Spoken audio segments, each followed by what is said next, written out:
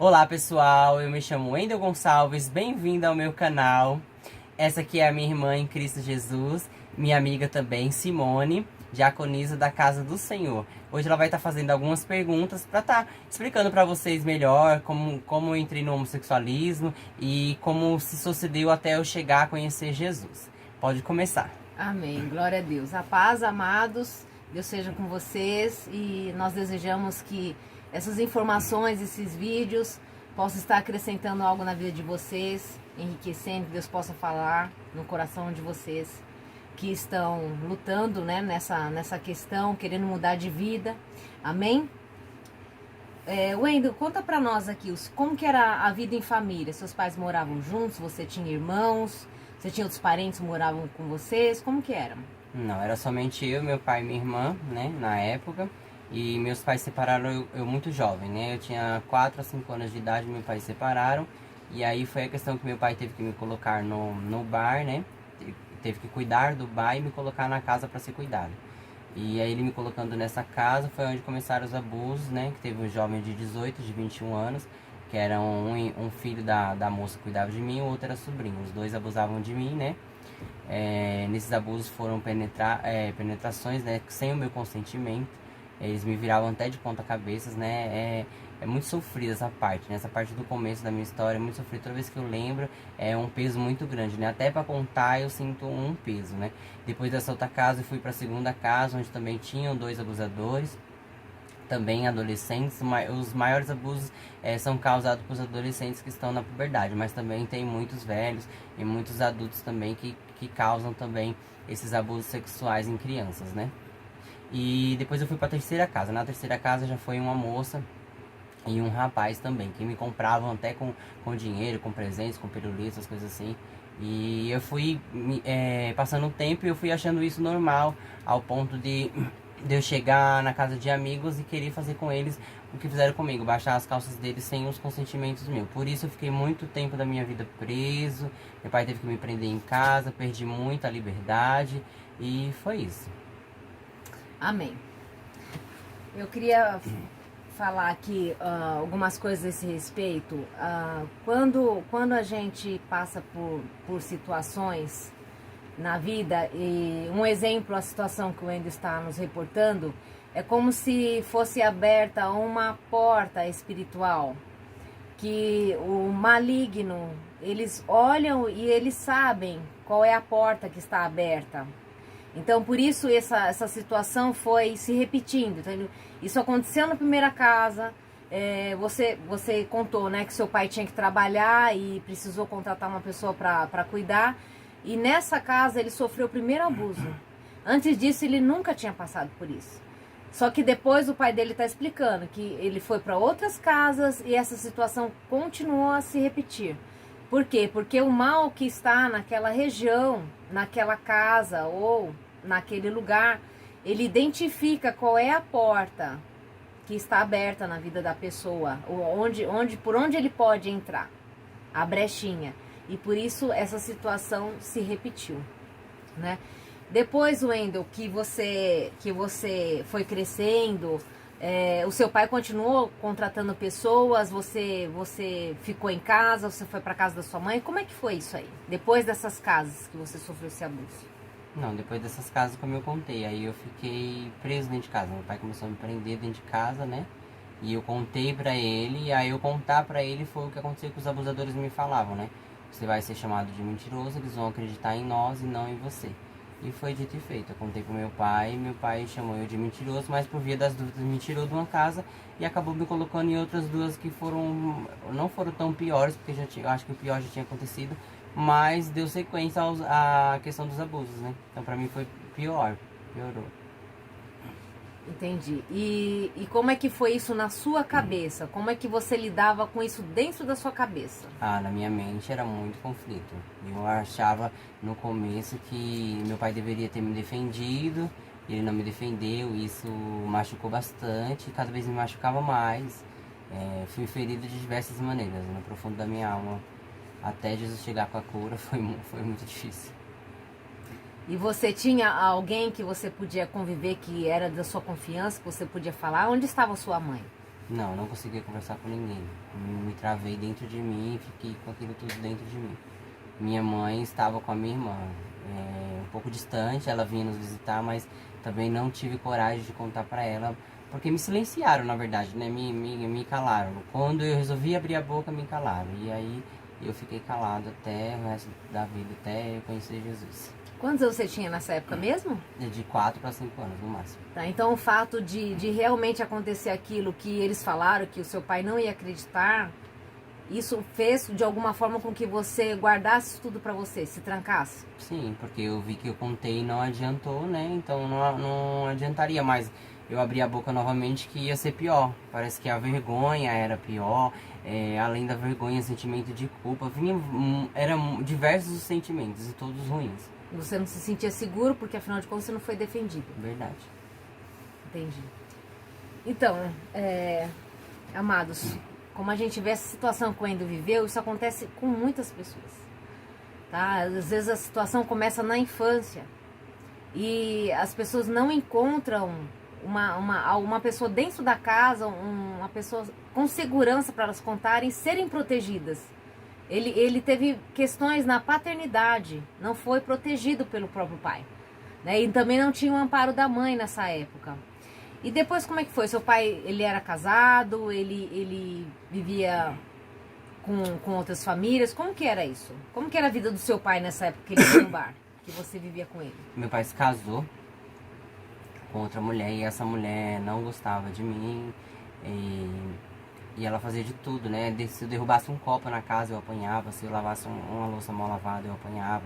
Tudo era motivo de eu apanhar, então isso foi me traumatizando muito, Até os 13 anos e meio eu apanhei dessa mulher, até que um dia eu coloquei na minha mente, chega. E foi quando eu levantei a chinela e bati na cara dela, porque eu não aguentava mais. É engraçado hoje, mas naquele dia era muito sofrimento. Ela me batia de toda quanto é forma, de cinta. E além dela me bater, quando chegava, ela ainda fazia a cabeça do meu pai, para meu pai me dar outra surra de novo. Então eu já com todos esses problemas pessoais, esses problemas de abuso que eu já carregava, e ainda com um problema, a família toda desestruturada, pra mim foi muito ruim e isso foi só aumentando a minha dor. Certo, e eles constituíram família, eles tinham outros filhos, como é que foi isso? Sim, eles tiveram um filho, né, que é o meu irmão parte de pai. E na época meu pai comprava todo tipo de bolacha, de coisas gostosas pra ele. Meu pai trancou no armário, meu pai fez um marceneiro, que o armário é aqueles antigos de madeira. Meu pai fez um marceneiro, furar 2 buracos no armário, passou uma corrente de ferro e colocou o cadeado. E disse que aqueles produtos, aquelas coisas seriam só pro filho dele, então eu não tinha acesso. Então na verdade foi algo muito sofrido, fora além de ficar preso em casa, né. É trancado porta e portão, não podia ver nem a luz do sol. Foi muito difícil. E você ia pra escola? Eu ia pra escola, da escola pra casa. Na escola acontecia alguma situação nesse sentido? Na escola as pessoas me perseguiam, né? Perseguiam por causa dos meus trejeitos, por causa do jeito delicado. E queriam me bater de qualquer forma. O inimigo usava, né? Hoje eu entendo que é o inimigo, na época eu não sabia por que era essa perseguição. Usava pessoas que eu nunca nem vi na minha vida, desconhecidos, e falava que eu xingava eles. E sempre eles estavam certos e eu sempre o errado. Sempre o inimigo fazia com que eu fosse o errado e eles o certo. Sendo que era ao contrário, eu estava certo e eles errados. Então, quer dizer, era uma situação que ela era invertida. Sim. E como que você se sentia nessas situações? Eu me sentia muito fraco e diminuído cada vez mais. A sua autoestima se transformou em baixa estima. Baixa estima. Até hoje eu ainda tenho problema com isso. Entendi. Certo. E me diz uma coisa, nessa época que você viveu tantas situações difíceis, você pensava em Deus? Você teve algum tipo de relacionamento com Deus, algum envolvimento? Teve um momento que eu resolvi procurar Deus. Procurei uma igreja evangélica perto de casa, mas era aquela igreja que naquela época tinha poucas, mas hoje eu acreditei muito. Charlatões, né? O pastor era um charlatão, ele pagava uma moça para se fingir de endemoniada. Ela se fingia toda semana, ela se fingia de endemoniada, ele expulsava e dava um dinheiro a ela. E o obreiro, eu era um pedófilo. Na época eu tinha 14, 13 anos, ele resolveu se deitar comigo e abusar também de mim, né? Porque na época eu nunca tive relação, antes dos 16 anos, nunca tive relação por o meu consentimento. sempre foi relações abusivas, onde as pessoas faziam por troca de alguma coisa, e eu, por já ter vivido aqueles abusos, acabava, não sei o que acontecia comigo, que eu acabava indo e deixando ser levado. Você tinha tipo uma trava? Era, Você não conseguia dizer não? Eu não conseguia dizer não e acabava indo. E eu fui morar com esse rapaz, ainda eu me lembro, larguei meu pai deixou. Eu morei com ele uns 2 meses. Eu tinha um dom muito lindo, que eu falava as palavras da Bíblia e como se eu explicasse igual Jesus sentado numa roda, assim. E todo mundo entendia e eu mesmo entendia e me maravilhava com aquilo. Isso desde criança eu fazia isso, com a palavra de Deus. E nesse tempo que eu fui morar com esse obreiro, ele me bloqueou na palavra. Até hoje eu tenho bloqueios, não consigo mais me dispor e explicar como eu explicava antigamente, né? Acredito que um dia Deus vai quebrar também essa parte. Como é tudo muito novo, ele tacou a Bíblia na minha boca e o sangue escorreu. Eu me lembrei disso recentemente e eu resolvi estar contando aqui pra vocês também. Por que que ele fez isso? Porque ele queria que eu lesse a palavra no momento depois dele ter abusado de mim e eu achei aquilo muito sujo e eu não quis fazer. E como você se sentia assim depois dessas relações, essas forçadas, essas relações que você não conseguia dizer não? Como que ficava a sua cabeça assim? Como que era isso na sua alma? Eu me reprimia, chorava, me escondia, dizia não, ficava cada vez mais perturbado. Foram entrando espíritos de roubo em mim, tudo, vontade de roubar as coisas, de ter as coisas à força que eu não podia ter. Só foi aumentando, um abismo foi chamando o outro na minha vida. E você percebia que isso não era natural? Que não era natural e que estava me fazendo mal. Mas eu tentava fugir e não conseguia. Você queria mudar essa situação e não conseguia, não tinha força, não via saída? Não tinha, porque não tinha ninguém que me ajudasse, ninguém entendia. E eu abri a minha boca uma vez e fui culpado, e se eu abrisse de novo seria pior. Certo. Depois dessa convivência com essa igreja, você voltou para casa do seu pai? Depois você foi para outro lugar? Não, eu voltei para casa do meu pai e logo após eu comecei a roubar ele. Roubei bastante dinheiro dele. O que eu podia pegar dinheiro, eu peguei. Pra mim, na época, eu falava como se fosse um castigo, porque ele não cuidava de mim, não cuidava. Hoje eu entendo que nada justifica, que é errado, peço até perdão, né? Um dia meu pai assistir esse vídeo, ele vai ver, eu peço até perdão, né? Eu não tenho muito contato com meu pai, 13 anos que ele sumiu, aí manda algumas mensagens, mas não acho que não influencia muito, porque ele nunca foi um pai presente, né? Você não teve uma paternidade que você possa dizer, assim, se lembrar com saudades?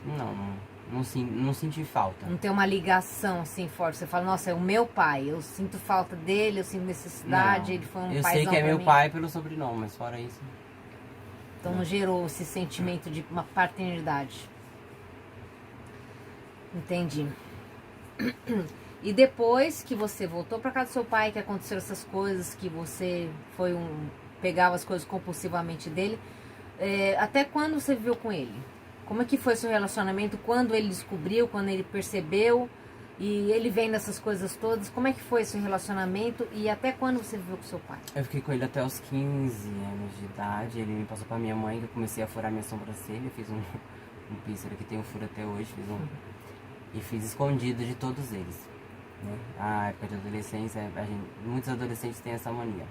Pai não deixa fazer uma tatuagem, pai não deixa fazer um pincel, a gente vai lá e a gente quer mesmo, a gente faz escondido. Então eu peguei clandestinamente, a moça furou e eu coloquei o pincel na sobrancelha. Meu pai vendo aquilo, meu pai sempre foi bruto, aquele pessoal do Nordeste bem bruto, da Paraíba, ele quis arrancar no alicate. E aí eu corri pra minha mãe me acolheu, além de me acolher e me defender, ela me acolheu na casa dela. Ela falou, já que o menino já colocou, deixa, né? Nós não queríamos que se colocasse, mas ele já colocou, agora você vai arrancar pra ser pior? E aí ela me acolheu lá. Mas eu chegando lá, ela já tava com uma pessoa que não era boa ainda, né? Que é o rapaz que eu não contei ainda, mas vou contar um pouco. Que ele tinha problema com álcool, com drogas, então ele batia minha cabeça na parede, eu sofri bastante. É uma situação difícil e cada vez mais complicando, né? Então, sim. Você estava num lar doente, um lar com situações que você não sabia lidar por conta da idade, a inexperiência, a falta de apoio, e foi para um outro lar que era da família, mas ainda tinham problemas, não era um lar saudável. Não, eu fui porque eu amava minha mãe, né? E também já não tinha mais reconciliação com meu pai naquela época. E aí eu fui pro lar dela porque eu sempre amei muito minha mãe, sempre admirei muito ela, mas aí acontecia essas coisas e ela, por amar ou por ser imatura na época, ela deixava o cara fazer o que queria comigo e acontecia isso. Certo. E você tinha a sua irmã lá junto, é isso? Morava você, sua irmã? Sim, minha irmã morava com eles também. E como era o seu relacionamento com a sua irmã? Ela vendo toda essa situação que você estava vivendo naquela época. A gente também não tinha um relacionamento muito legal, a gente sempre brigou muito, sempre brigou bastante. E ela ficava na dela, não falava nada. E ela era comprada também, né? Porque dava computador, dava sandália, dava tudo pra ela e eu sempre nunca recebi nada. E desde a casa do meu pai até a casa da minha mãe. Minha mãe que me dava ainda alguma coisa, mas os outros sempre ela foi mais o xodó, né? Que se falava. Sim, entendo. Certo. E a sua vida com Deus nessa época? Minha vida com Deus nessa época eu não tinha. Eu entrei pro candomblé. Busquei igrejas, né? Na Como verdade. é que você chegou no candomblé? Então, eu cheguei no candomblé a partir do momento que minha mãe com 16 anos de idade, por causa desse rapaz, ela me jogou na rua. E eu fui pra casa de uma moça que me ajudou e disse que eu só poderia ficar lá durante 10 dias. E esses 10 dias, no 8º dia eu conheci uma moça que era senhora já e era lésbica. Ela me levou pra Praça da República na Vieira de Carvalho, é a Rua dos Gays. Ela me levou lá, tem encontros de LS, né? Ela me levou, até hoje tem encontros lá. Ela me levou lá e lá eu conheci o meu ex-pai de santo, que foi aonde eu fui pra casa dele, ele me levou, teve relações sexuais. E chegando lá, eu passou os 3 dias, eu fiquei calado. No 3º dia, ele chegou, me chamou pra conversar, tivemos uma conversa séria e eu falei pra ele, bati a real. Falei que eu não tinha onde morar, minha mãe tinha colocado pra fora de casa, se eu podia ficar ali com ele. E ele me acolheu. Certo. Ele colocou alguma questão, alguma imposição para você poder permanecer com ele? Ele exigiu algo? Não, no começo não. No começo não. No começo foi tudo bem. No começo era mil maravilha, até meu cigarro ele pagava. E depois, com o passar do E tempo? depois eu fui tendo que acordar